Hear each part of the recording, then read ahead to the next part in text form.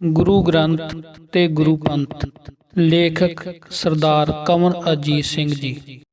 ਸਰਬ ਲੋਕ ਗ੍ਰੰਥ ਵਿੱਚ ਦਸ਼ਮੇਸ਼ ਜੀ ਦੇ ਬਚਨ ਹਨ। ਆਪ ਨ ਪੋ ਸ੍ਰੀ ਖਾਲਸੇ ਦੀਨਾ ਦੁਤੀਆ ਰੂਪ ਸਤਿਗੁਰੂ ਗ੍ਰੰਥਾ। ਗੁਣਵਾਨ ਵਾਦ ਪੁਨ ਸਿਫਤ ਸਲਾਹਨ ਊਠਤ ਬੈਠਤ ਸੈਨ ਕਰੰਥਾ। ਪਾਵਨ ਪੰਥ ਖਾਲਸਾ ਪ੍ਰਗਟਿਓ ਚਾਰ ਬਰਨ ਆਸ਼ਰਮ ਸਭ ਪੰਥਾ। ਇਨਕੋ ਦਰਸ ਸਤਿਗੁਰ ਕੋ ਦਰਸ਼ਨ ਬੋਲਨ ਗੁਰੂ ਸ਼ਬਦ ਗੁਰ ਗ੍ਰੰਥਾ।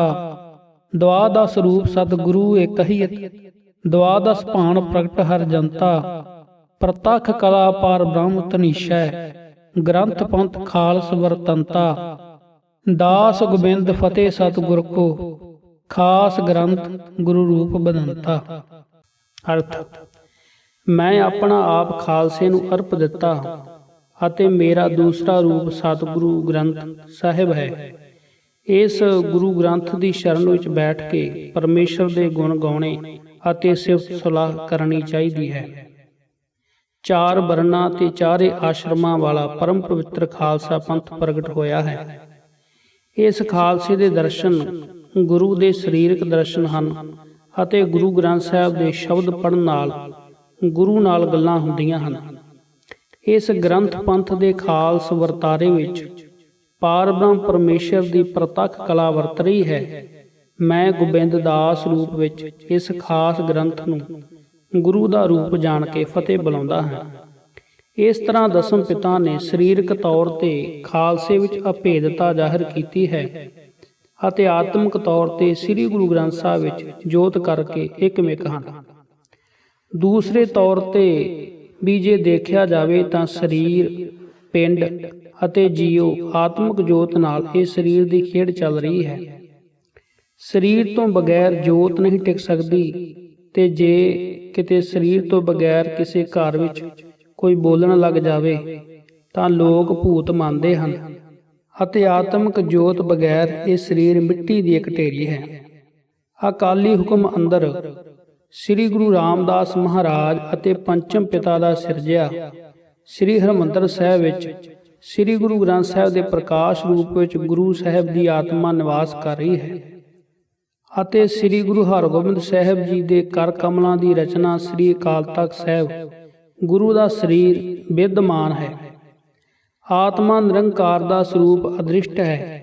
ਇਸ ਲਈ ਗੁਰੂ ਸਾਹਿਬ ਜੀ ਨੇ ਸ੍ਰੀ ਹਰਿਮੰਦਰ ਸਾਹਿਬ ਨੂੰ ਨੀਵਾਂ ਰੱਖਿਆ ਹੈ, ਪਰ ਸਰੀਰ ਜ਼ਾਹਰਾ ਤੌਰ ਤੇ ਪ੍ਰਤੱਖ ਦਿਖਦਾ ਹੈ। ਇਸ ਲਈ ਅਕਾਲ ਤਖਤ ਸਾਹਿਬ ਵੀ ਹਰਿਮੰਦਰ ਸਾਹਿਬ ਦੇ ਮੁਕਾਬਲੇ ਦੂਰੋਂ ਦਿਖਣ ਵਾਲਾ ਉੱਚਾ ਹੈ। ਆਤਮਿਕ ਜੋਤ ਸਭ ਵਿੱਚ ਇੱਕੋ ਜਿਹੀ ਪ੍ਰਕਾਸ਼ਮਾਨ ਹੈ। ਸਭ ਮਹਿ ਜੋਤ ਜੋਤ ਹੈ ਸੋਏ ਅਤੇ ਸਾਰੀ ਸ੍ਰਿਸ਼ਟੀ ਲਈ ਇੱਕੋ ਜਿਹੀ ਬਖਸ਼ਿਸ਼ ਕਰਨ ਵਾਲੀ ਹੈ।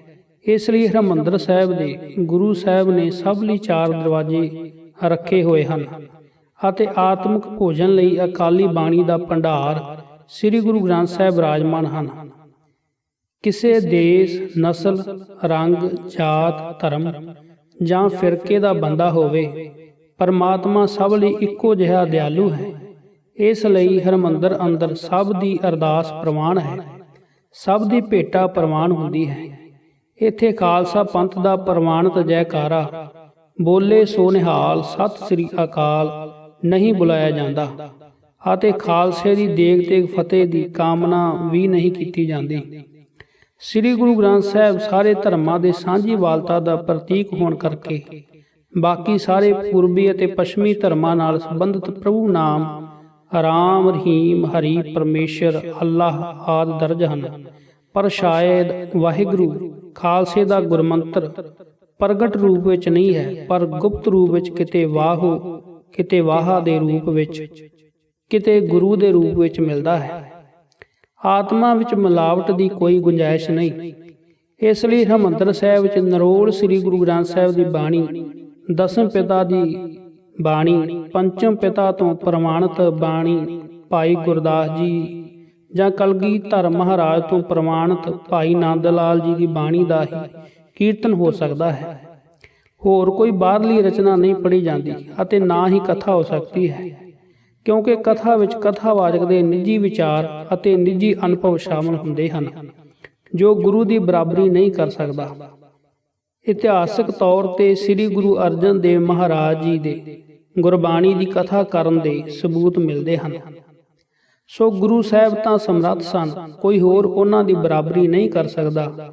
ਫਿਰ ਵੀ ਗੁਰੂ ਸਾਹਿਬ ਦਾ ਆਪਣਾ ਸਿਰਜਿਆ ਸਥਾਨ ਮੰਜੀ ਸਾਹਿਬ ਇਸੇ ਕੰਮ ਲਈ ਬਣਾਇਆ ਹੋਇਆ ਹੈ, ਜਿੱਥੇ ਹੁਣ ਤੱਕ ਨਿਰੰਤਰ ਕਥਾ ਅਤੇ ਕੀਰਤਨ ਦੇ ਖੁੱਲ੍ਹੇ ਪ੍ਰਵਾਹ ਸੰਗਤਾਂ ਲਈ ਚੱਲਦੇ ਆ ਰਹੇ ਹਨ।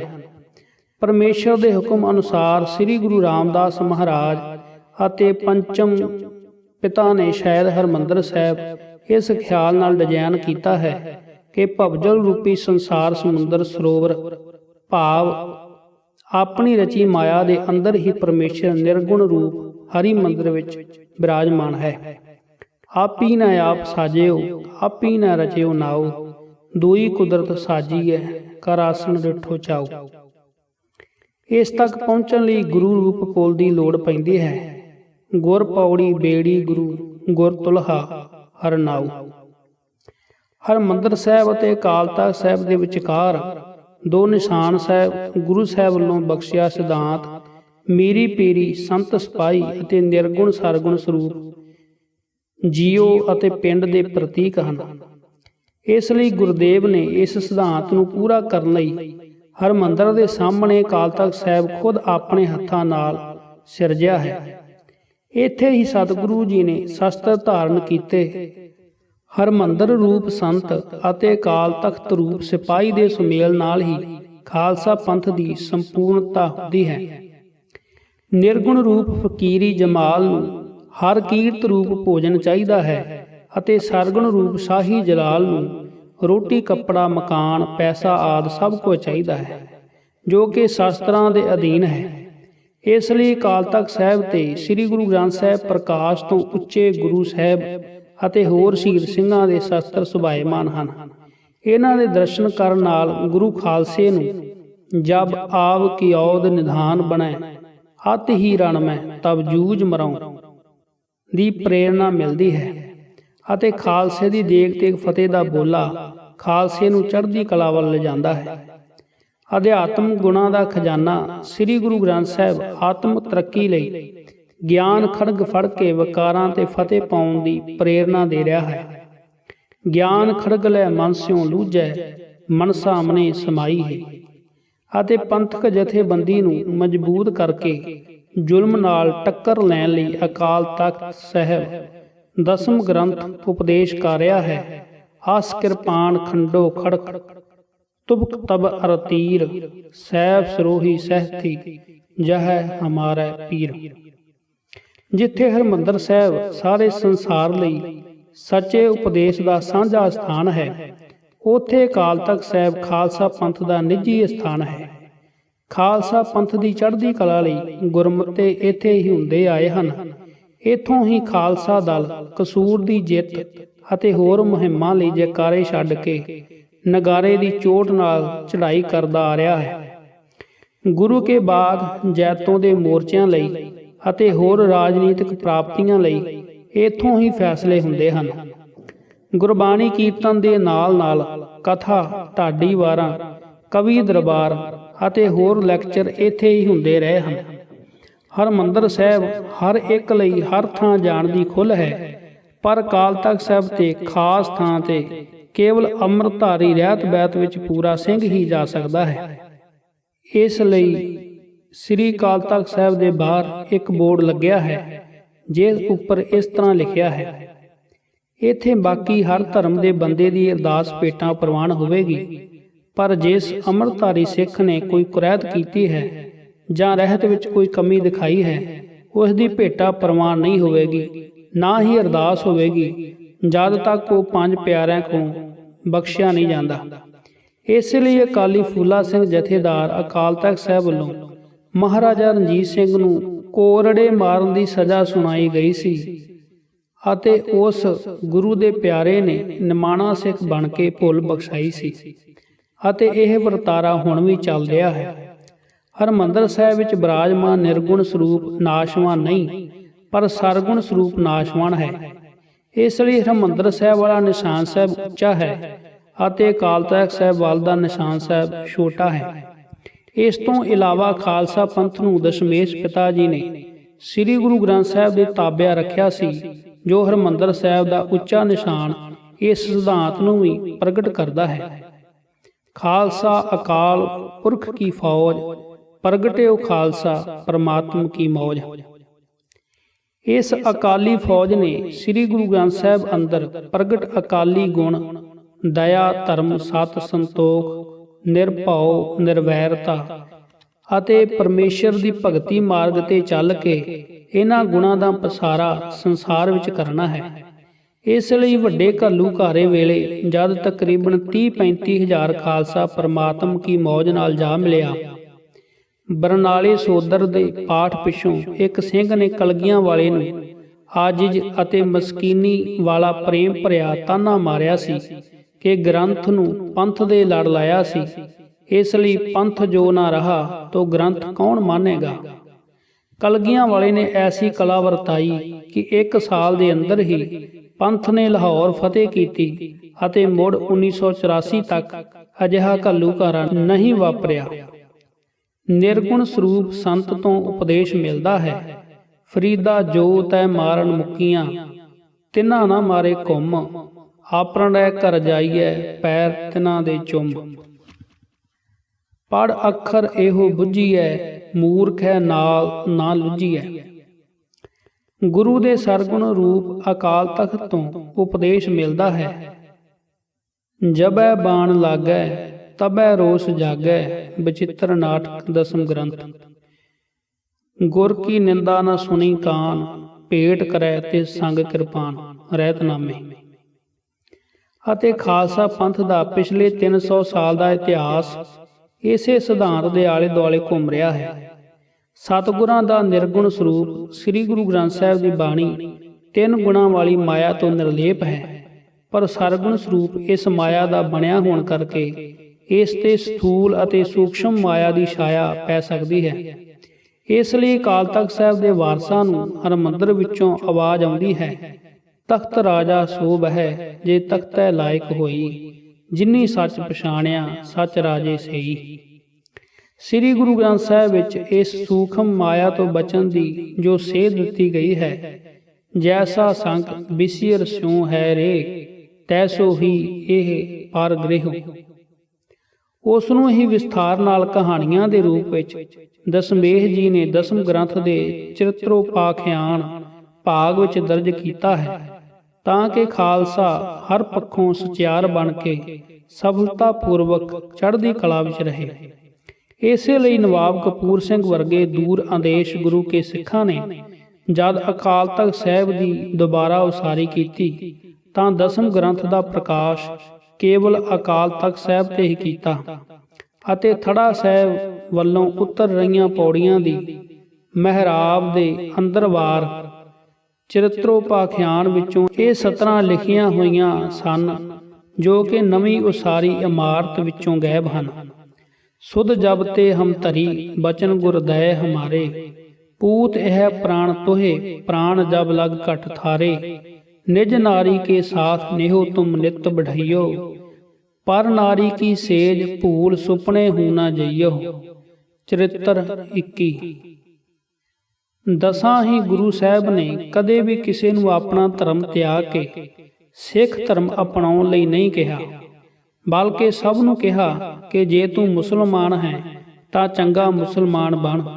जोगी सन्यासी आदि नूं ਰੱਬੀ ਗੁਣ ਅਤੇ ਰੱਬੀ ਭੈ ਵਿੱਚ ਰਹਿਣ ਦੀ ਤਾਕੀਦ ਕੀਤੀ। ਇਹੀ ਉਪਦੇਸ਼ ਹਿੰਦੂ, ਬੋਧੀ ਅਤੇ ਜੈਨੀ ਆਦਿ ਨੂੰ ਦਿੱਤਾ। ਬ੍ਰਾਹਮਣ ਨੂੰ ਉਪਦੇਸ਼ ਦਿੱਤਾ, ਸੋ ਬ੍ਰਾਹਮਣ ਜੋ ਬਿੰਦੈ ਬ੍ਰਹਮ। ਕਹੈ ਕਬੀਰ ਜੋ ਬ੍ਰਹਮ ਵਿਚਾਰੈ, ਸੋ ਬ੍ਰਾਹਮਣ ਕਹੀਅਤ ਹੈ ਹਮਾਰੈ। ਪਰ ਜੇ ਕਿਸੇ ਨੇ ਕਿਹਾ ਕਿ ਮੈਂ ਤੁਹਾਡੀ ਸਿੱਖੀ ਧਾਰਨ ਕਰਨੀ ਹੈ, ਤਾਂ ਉਸ ਨੂੰ ਮਹਾਰਾਜ ਨੇ ਦੱਸਿਆ ਕਿ ਭਾਈ ਸਿੱਖੀ ਧਾਰਨ ਕਰਨ ਲਈ ਖੰਡਾ ਪਹੁਲ ਛਕ ਕੇ, 5 ਕਕਾਰੀ ਰਹਿਤ ਰੱਖ ਕੇ ਅਤੇ ਸ੍ਰੀ ਗੁਰੂ ਗ੍ਰੰਥ ਸਾਹਿਬ ਦਾ ਲਾਲ ਫੜ। ਸੋ ਇਹ ਰਹਿਤ ਗੁਰੂ ਕੇ ਸਿੱਖਾਂ ਲਈ ਹੈ, ਕਿਸੇ ਹੋਰ ਲਈ ਨਹੀਂ ਹੈ।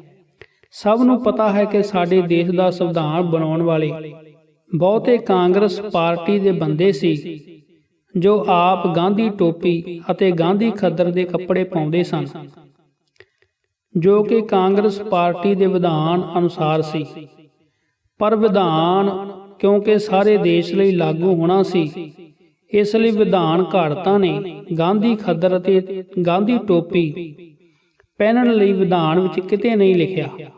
ਇਸੇ ਤਰ੍ਹਾਂ ਸ੍ਰੀ ਗੁਰੂ ਗ੍ਰੰਥ ਸਾਹਿਬ ਕੁੱਲ ਦੁਨੀਆ ਦੇ ਪਰਮਾਰਥਕ ਜਗਿਆਸੂਆਂ ਲਈ ਹੈ, ਇਸ ਲਈ ਇਸ ਵਿੱਚ ਖੰਡਾ ਪਾਹੁਲ ਛਕਣ ਅਤੇ ਪੰਜਕਕਾਰੀ ਰਹਿਤ ਦਰਜ ਨਹੀਂ ਕੀਤੀ।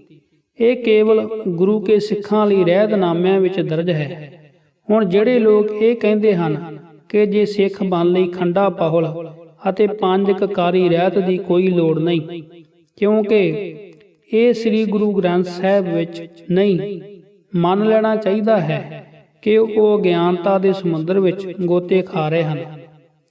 ਜਿਹੜੇ ਅਖੌਤੀ ਵਿਦਵਾਨ ਇਹ ਪ੍ਰਚਾਰ ਕਰ ਰਹੇ ਹਨ ਕਿ ਦਸਮ ਗੁਰੂ ਦੀ ਬਾਣੀ ਆਦਿ ਗੁਰੂ ਗ੍ਰੰਥ ਸਾਹਿਬ ਦੀ ਬਰਾਬਰੀ ਨਹੀਂ ਕਰ ਸਕਦੀ, ਉਹ ਸ਼ਾਇਦ ਭੁੱਲ ਗਏ ਹਨ ਕਿ ਦਸਮੇਸ਼ ਜੀ ਨੇ ਖੁਦ ਖੰਡਾ ਪਾਹੁਲ ਤਿਆਰ ਕਰਨ ਵੇਲੇ ਜਪਜੀ ਸਾਹਿਬ ਦੇ ਪਾਠ ਪਿੱਛੋਂ ਜਾਪ, ਸੁੱਧਾ ਸਵਈਏ ਤੇ ਚੌਪੇ ਦਾ ਪਾਠ ਕਰਕੇ ਫਿਰ ਆਨੰਦ ਸਾਹਿਬ ਦਾ ਪਾਠ ਕੀਤਾ ਸੀ।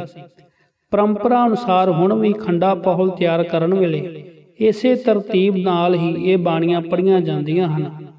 ਜਦ ਖੁਦ ਕਲਗੀਧਰ ਮਹਾਰਾਜ ਜੀ ਇਸ ਬਾਣੀ ਨੂੰ ਬਰਾਬਰ ਦਾ ਹੱਕ ਦੇ ਗਏ ਹਨ, ਤਾਂ ਹੁਣ ਦੇ ਐਰੇ ਗੈਰੇ ਅਖੌਤੀ ਵਿਦਵਾਨਾਂ ਦੀ ਇਸ ਦੇ ਸਾਹਮਣੇ ਕੀ ਵੁਕਤ ਹੈ। ਬਾਬਾ ਦੀਪ ਸਿੰਘ ਜੀ ਸ਼ਹੀਦ ਦੀ ਨਿਤਨੇਮ ਦੀ ਪੋਥੀ ਤਿਉਣਾ ਪੁਜਾਰੀਆਂ ਜ਼ਿਲ੍ਹਾ ਬਠਿੰਡਾ ਤੋਂ ਪ੍ਰਾਪਤ ਹੋਈ ਹੈ। ਉਸ ਵਿੱਚ ਦੋਨੋਂ ਗ੍ਰੰਥਾਂ ਦੀਆਂ ਬਾਣੀਆਂ ਦਰਜ ਹਨ। ਸੋ ਹੁਣ ਹੋਰ ਕਿਸੇ ਪ੍ਰਮਾਣ ਦੀ ਲੋੜ ਇਸ ਮਾਮਲੇ ਵਿੱਚ ਨਹੀਂ ਰਹੀ। ਸਿੱਖ ਮਿਸਲਾਂ ਵੇਲੇ ਦੋਨਾਂ ਗ੍ਰੰਥਾਂ ਦਾ ਇੱਕੋ ਜਿਹਾ ਸਤਿਕਾਰ ਸਿੱਖ ਕਰਦੇ ਸਨ ਅਤੇ ਪੰਥਕ ਫੈਸਲਿਆਂ ਲਈ ਸਰਬੱਤ ਖਾਲਸਾ ਦੇ ਇਕੱਠ ਵਿੱਚ ਗੁਰਮਤਿ ਕਰਨ ਲਈ ਦੋਨਾਂ ਗ੍ਰੰਥਾਂ ਦਾ ਪ੍ਰਕਾਸ਼ ਹੁੰਦਾ ਸੀ।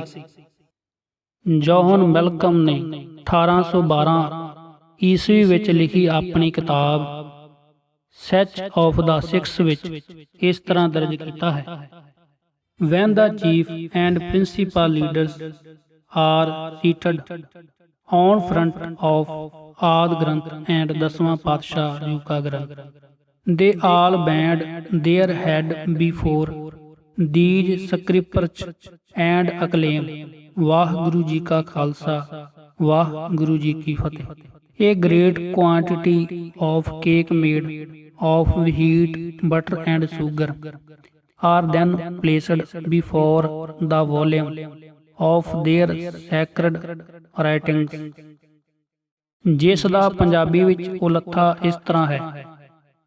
ਜਦੋਂ ਸਾਰੇ ਸਿੱਖ ਸਰਦਾਰਾਂ ਨੇ ਗੁਰੂ ਮਤਾ ਕਰਨਾ ਹੁੰਦਾ, ਸਾਰੀ ਸੰਗਤ ਸ੍ਰੀ ਅੰਮ੍ਰਿਤਸਰ ਸਾਹਿਬ ਇਕੱਤਰ ਹੁੰਦੀ। ਆਦਿ ਗ੍ਰੰਥ ਅਤੇ ਦਸਵੇਂ ਪਾਤਸ਼ਾਹ ਜੀ ਕਾ ਗ੍ਰੰਥ ਪ੍ਰਕਾਸ਼ ਕਰਕੇ ਸਾਰੇ ਜਥੇਦਾਰ ਇਹਨਾਂ ਗ੍ਰੰਥਾਂ ਅੱਗੇ ਨਕਮਸਤਕ ਹੁੰਦੇ। ਕੀਰਤਨ ਹੁੰਦਾ, ਫਿਰ ਇਹਨਾਂ ਗ੍ਰੰਥਾਂ ਵਿੱਚੋਂ ਹੁਕਮਨਾਮੇ ਲਏ ਜਾਂਦੇ, ਦੇਗ ਵਰਤਾਈ ਜਾਂਦੀ। ਫਿਰ ਸਾਰੇ ਜਥੇਦਾਰ ਉੱਚੀ ਨਾਲ ਕਹਿੰਦੇ, ਵਾਹਿਗੁਰੂ ਜੀ ਕਾ ਖਾਲਸਾ ਵਾਹਿਗੁਰੂ ਜੀ ਕੀ ਫਤਿਹ। ਜੋਤ ਰੂਪ ਹਰਿਮੰਦਰ ਸਾਹਿਬ ਦਾ ਸਤਿਕਾਰ ਅਕਾਲ ਤਖਤ ਸਾਹਿਬ ਵੱਲੋਂ ਹੁੰਦਾ ਰਿਹਾ ਹੈ।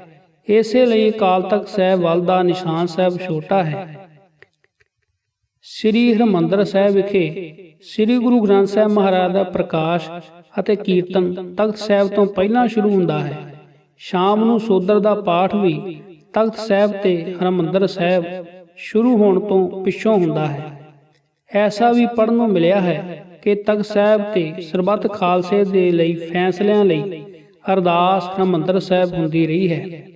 ਪ੍ਰਾਚੀਨ ਪੰਥ ਪ੍ਰਕਾਸ਼ ਦੇ ਕਰਤਾ ਰਤਨ ਸਿੰਘ ਭੰਗੂ ਅਨੁਸਾਰ ਬਾਬਾ ਗੁਰਬਖਸ਼ ਸਿੰਘ ਸ਼ਹੀਦ ਨੇ ਸ਼ਹੀਦੀ ਗਾਨਾ ਤਖਤ ਸਾਹਿਬ ਤੇ ਬੰਨ੍ਹ ਕੇ ਅਰਦਾਸ ਹਰਿਮੰਦਰ ਸਾਹਿਬ ਜਾ ਕੇ ਕੀਤੀ ਸੀ। ਇਸ ਹਰਿਮੰਦਰ ਦੀ ਰਾਖੀ ਲਈ ਖਾਲਸਾ ਪੰਥ ਨੇ ਇਤਨੇ ਸਿਰ ਦਿੱਤੇ ਨੇ ਕਿ ਜੇ ਸਾਰੀ ਪ੍ਰਕਰਮਾ ਵਿੱਚ ਜੋੜ ਕੇ ਰੱਖ ਦਈਏ ਤਾਂ ਵੀ ਪੂਰੇ ਨਹੀਂ ਸਮਾ ਸਕਣਗੇ। ਪੰਥ ਨੂੰ ਗੁਰਿਆਈ ਦਸਮੇਸ਼ ਜੀ ਨੇ ਚਮਕੌਰ ਦੀ ਗੜੀ ਵਿੱਚ ਬਖਸ਼ੀ। ਜਦ ਪੰਥ ਦਾ ਹੁਕਮ ਮੰਨ ਕੇ ਗੜੀ ਛੱਡ ਕੇ ਚਲੇ ਗਏ ਅਤੇ ਗ੍ਰੰਥ ਨੂੰ ਗੁਰਿਆਈ ਜੋਤੀ ਜੋਤ ਸਮਾਉਣ ਤੋਂ ਪਹਿਲਾਂ ਨਾਂਦੇੜ ਹਜੂਰ ਸਾਹਿਬ ਵਿੱਚ ਦਿੱਤੀ ਸੀ। ਇਸ ਤਰ੍ਹਾਂ ਆਦਿ ਗੁਰੂ ਗ੍ਰੰਥ ਸਾਹਿਬ ਅਤੇ ਦਸਮ ਗ੍ਰੰਥ ਦੇ ਸੁਮੇਲ ਨਾਲ ਬਣਦਾ ਹੈ ਬਾਣੀ ਅਤੇ ਬਾਣਾ, ਦੇਗ ਅਤੇ ਤੇਗ, ਮਾਲਾ ਅਤੇ ਭਾਲਾ। ਸੇਵਾ ਅਤੇ ਸਿਮਰਨ ਵਾਲੇ ਸੰਤ ਸਿਪਾਹੀਆਂ ਦਾ ਸਮੂਹ ਪੰਥ ਖਾਲਸਾ ਅਗਿਆਨਤਾ ਵਸ ਹੁਣ ਦਸਮ ਗ੍ਰੰਥ ਵਿਰੁੱਧ ਕੋ ਪ੍ਰਚਾਰ ਕਰਨ ਵਾਲੇ ਗੁਰੂ ਦੀ ਆਤਮਾ ਅਤੇ ਸਰੀਰ ਵਿਚਾਲੇ ਦੀਵਾਰ ਖੜੀ ਕਰਕੇ ਪਾੜਾ ਪਾਉਣ ਲਈ ਤਤਪਰ ਹਨ।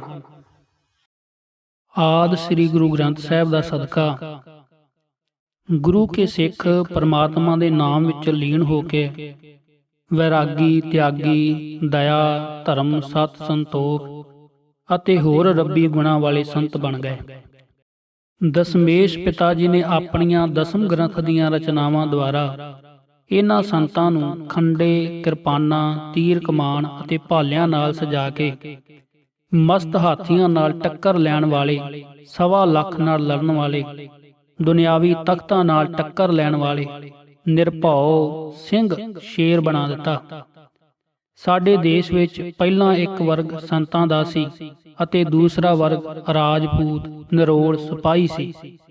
ਇਕੱਲਾ ਪੱਖ ਅਧੂਰਾ ਸੀ, ਇਸ ਲਈ ਗੁਲਾਮੀ ਭੁਗਤਣੀ ਪਈ। ਗੁਰੂ ਨਾਨਕ ਸਾਹਿਬ, ਗੁਰੂ ਗੋਬਿੰਦ ਸਿੰਘ ਸਾਹਿਬ ਆਦਿ ਸ੍ਰੀ ਗੁਰੂ ਗ੍ਰੰਥ ਸਾਹਿਬ ਅਤੇ ਦਸਮ ਗ੍ਰੰਥ ਦਾ ਸਦਕਾ ਨਿਆਰੇ ਤੀਸਰ ਪੰਥ ਵਾਲਿਆਂ ਨੇ ਜੋ ਇਤਿਹਾਸ ਸਿਰਜਿਆ ਉਹ ਦੁਨੀਆ ਵਿੱਚ ਲਾ ਮਿਸਾਲ ਹੈ। ਅਹਿਮਦ ਸ਼ਾਹ ਅਬਦਾਲੀ ਨਾਲ ਆਏ ਇਤਿਹਾਸਕਾਰ ਕਾਜ਼ੀ ਨੂਰ ਮੁਹੰਮਦ ਨੇ ਇਸ ਨਿਆਰੇ ਖਾਲਸੇ ਦੇ ਦੋਨਾਂ ਪੱਖਾਂ ਦੀ ਸੰਸਾਰ ਸਾਹਮਣੇ ਸਹੀ ਤਸਵੀਰ ਪੇਸ਼ ਕਰਕੇ ਰੱਜ ਕੇ ਤਾਰੀਫ ਕੀਤੀ ਹੈ। ਉਹ ਲਿਖਦੇ ਹਨ, ਇਹਨਾਂ ਦਾ ਅਸਲੀ ਨਾਮ ਸਿੰਘ ਹੈ, ਜਿਸ ਦਾ ਮਾਇਨਾ ਹਿੰਦੀ ਵਿੱਚ ਸ਼ੇਰ ਹੈ।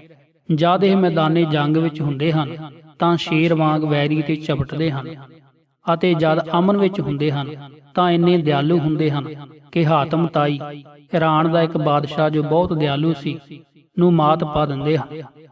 ਲੰਗਰ ਬਣਾ ਕੇ ਉੱਚੀ ਆਵਾਜ਼ ਵਿੱਚ ਕਹਿੰਦੇ ਹਨ, ਗੁਰੂ ਕਾ ਲੰਗਰ ਤਿਆਰ ਹੈ, ਸਭ ਛਕੋ। ਕਿੰਨਾ ਵੀ ਵੱਡਾ ਦੁਸ਼ਮਣ ਆ ਕੇ ਪੰਗਤ ਵਿੱਚ ਬੈਠ ਜਾਵੇ, ਇਹ ਕਦੇ ਉਠਾਉਂਦੇ ਨਹੀਂ। ਜਿੱਥੇ ਆਦਿ ਗੁਰੂ ਗ੍ਰੰਥ ਸਾਹਿਬ ਇਕੱਠੇ ਬੈਠ ਕੇ ਪਰਮੇਸ਼ਰ ਦੇ ਗੁਣ ਗਾਇਨ ਕਰਨ ਦਾ ਉਪਦੇਸ਼ ਕਰਦੇ ਹਨ। ਹੋਏ ਇਕੱਤਰ ਮਿਲਹੁ ਮੇਰੇ ਭਾਈ, ਦੁਬਦਾ ਦੂਰ ਕਰਹੁ ਲਿਵ ਲਾਏ, ਹਰ ਨਾਮੈ ਕੇ ਹੋਵਹੁ ਜੋੜੀ, ਗੁਰਮੁਖ ਬੈਸੋ ਸਫਾ ਵਿਛਾਏ। ਉੱਥੇ ਦਸਮੇਸ਼ ਪਿਤਾ ਦੇ ਦਸਮ ਗ੍ਰੰਥ ਤੋਂ ਵਰਸਾਇਆ ਖਾਲਸਾ ਪੰਥ ਉੱਪਰਲੇ ਉਪਦੇਸ਼ ਕਮਾਉਣ ਦੇ ਨਾਲ ਹੀ ਨਗਾਰੇ ਦੀ ਚੋਟ ਨਾਲ ਨਿਸ਼ਾਨ ਸਾਹਿਬ ਲਹਿਰਾਉਂਦਾ ਹੋਇਆ ਆਨੰਦਪੁਰ ਸਾਹਿਬ ਦੀ ਚਰਨ ਗੰਗਾ ਦੀ ਬਰੇਤੀ ਵਿੱਚ ਹੋਲੇ ਮਹੱਲੇ ਤੇ ਜੰਗੀ ਕਰਤਬਾਂ ਨਾਲ ਪੰਥ ਨੂੰ ਚੜ੍ਹਦੀ ਕਲਾ ਵੱਲ ਲਿਜਾਂਦਾ ਹੈ।